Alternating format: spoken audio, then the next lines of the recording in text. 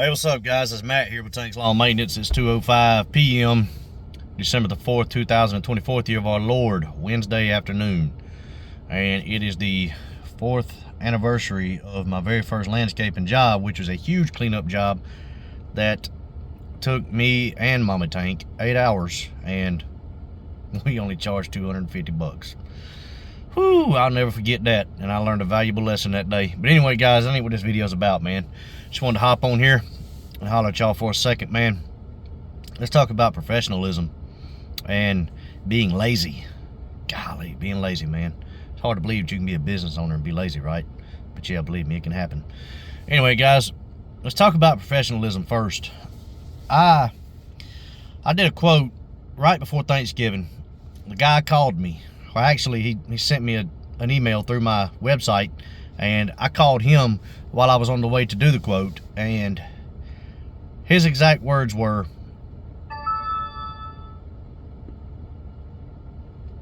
just got a text from a customer. Anyway, his exact words were, I want somebody that is going to put me on a schedule that I don't have to call when I need my grass cut, and I want somebody that actually looks like they care about their business. I asked him, I understood what he was talking about being on a schedule. I said, what are you talking about as far as looking like you care? He said, well, I had a guy for the past 6 months, and he mowed my grass all summer long, and he would mow my grass once a month, and the only reason he would mow it then is because I called him.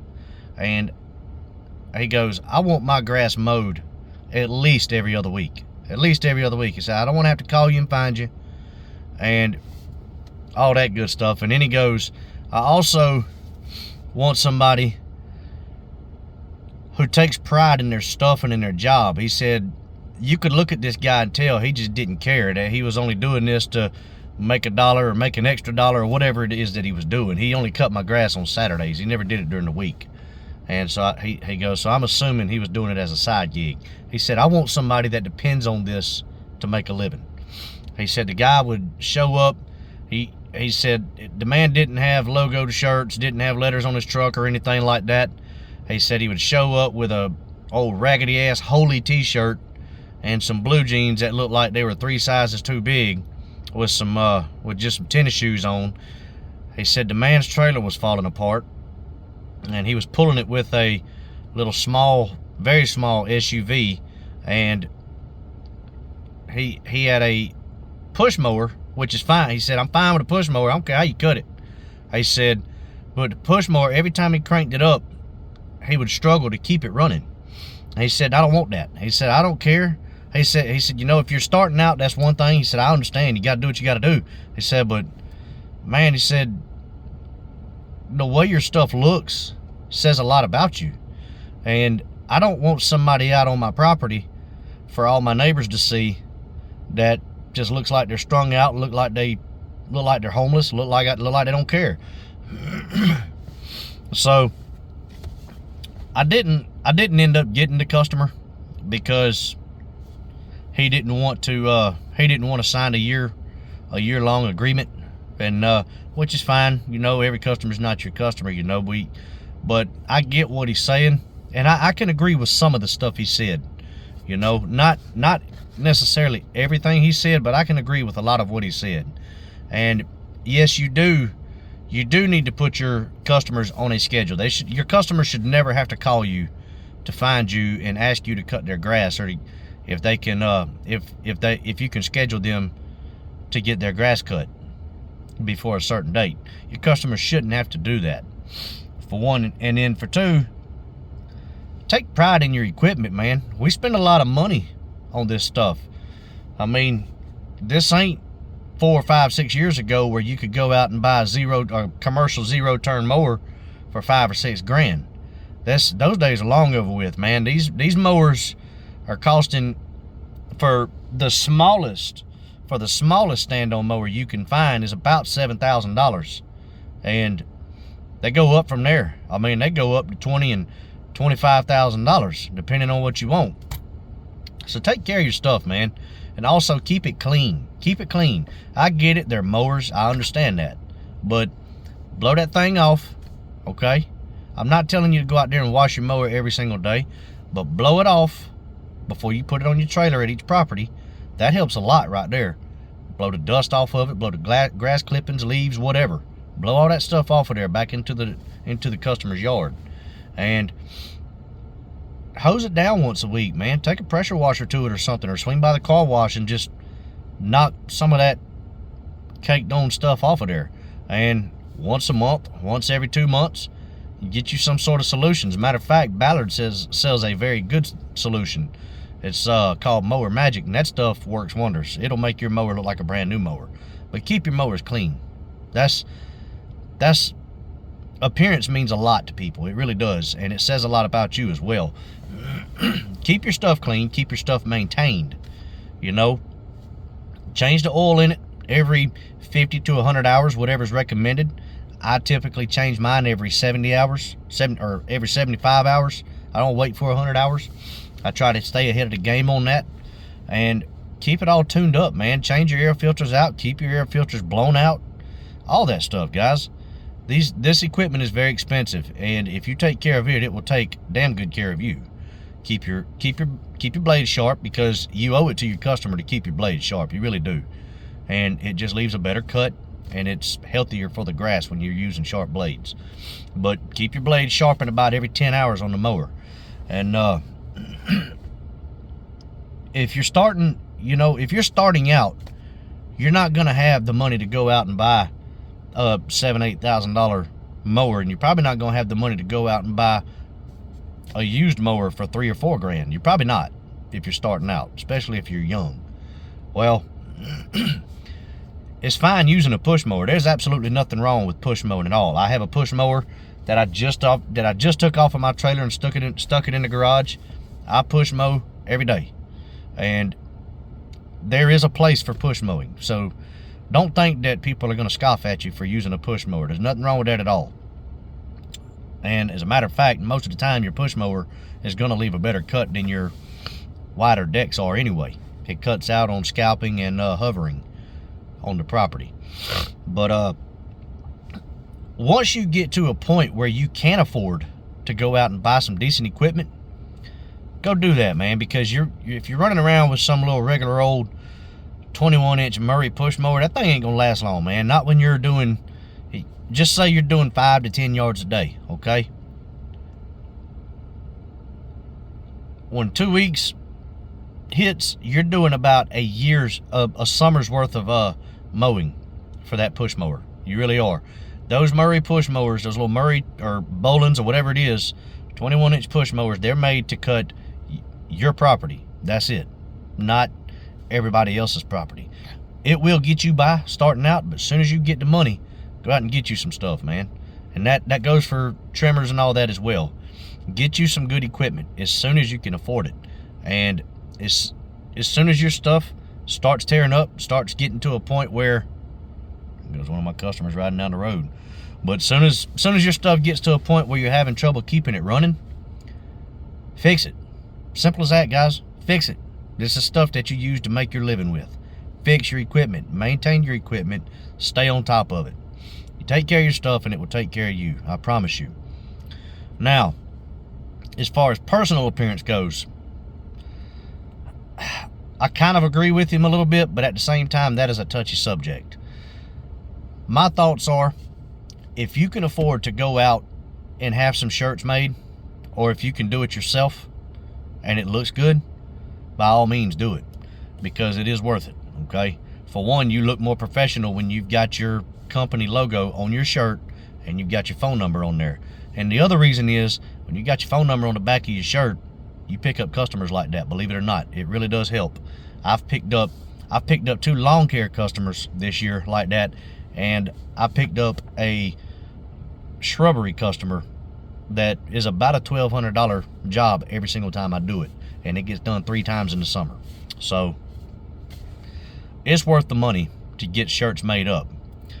Now, starting out, for 5 shirts in my area, it cost about between $100 and $200 for 5 shirts in my area.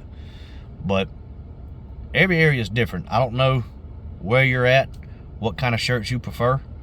I wear dry fit, that material, but typically in my area it's going to cost you between $100 to $200 to get shirts made up. If you're starting out, if you can do it by yourself on a Cricut or something like that, or if you have a steam, whatever, a screen printer or a transfer thing, whatever it's called, I don't know how all that stuff works, but if you have that equipment, or if your wife has that equipment, or somebody in your family can help you out, there's nothing wrong with that at all. But if you're starting out and you just can't afford it, man, I get it, because a lot of times in a lot of situations people are doing this to make extra money on the weekends because their current 9-to-5 job isn't enough, especially in today's economy. You see a lot of people out there cutting grass in today's economy just to make ends meet, and I get that, I understand that. So I'm not going to knock you if you don't have logoed shirts, but the thing about yourself, you need to look presentable, okay? You don't necessarily need to tuck your shirt in or anything like that, but at the same time, don't be going out there with blue jeans on that are too big. You know, get you some work clothes. You can go anywhere and buy work clothes for very cheap, and if your pants and your shirts have holes in them, replace it, guys. Just simple as that. Replace it. Don't be walking around with your soles hanging off of your shoes and all that good stuff, because it says a lot about you. It really does. And as far as having a lettered up truck and all that good stuff, I'm not knocking anybody for that, man. I don't have a lettered up truck. That stuff is expensive. That's coming soon in my business in the future, but right now I just can't. I can't afford that right now. And so if you're doing that, running your business without a lettered up truck, there's absolutely nothing wrong with that, man. Now, that's pretty much what I got to say about being professional in your business. You know, you're kind of a big deal, okay? You're a small business owner. Treat your business like it is something special, because it is something special. And it's your livelihood. It's what puts food on your table. It's what keeps the lights on at your house. All of that, okay? So take care of your business. Make it a priority in your life. And also, don't be scared to charge people, man.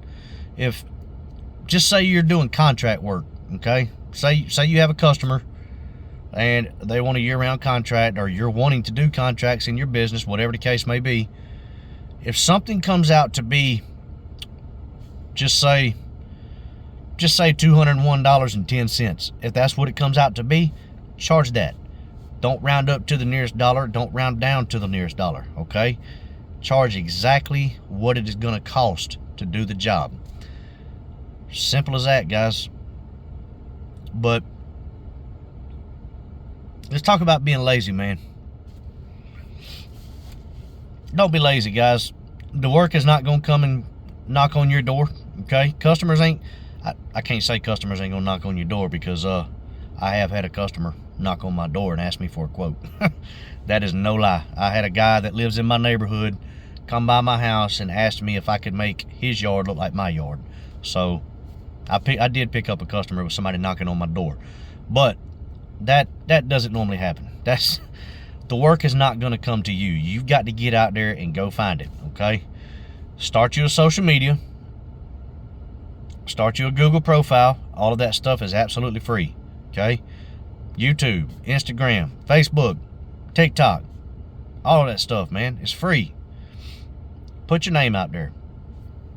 As soon as you get a little bit of money, get you some business cards made up, hand them out, get you some door hangers or some flyers, whatever you want to use.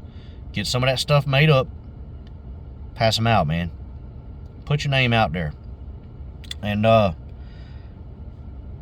just say you offer a seasonal service, okay?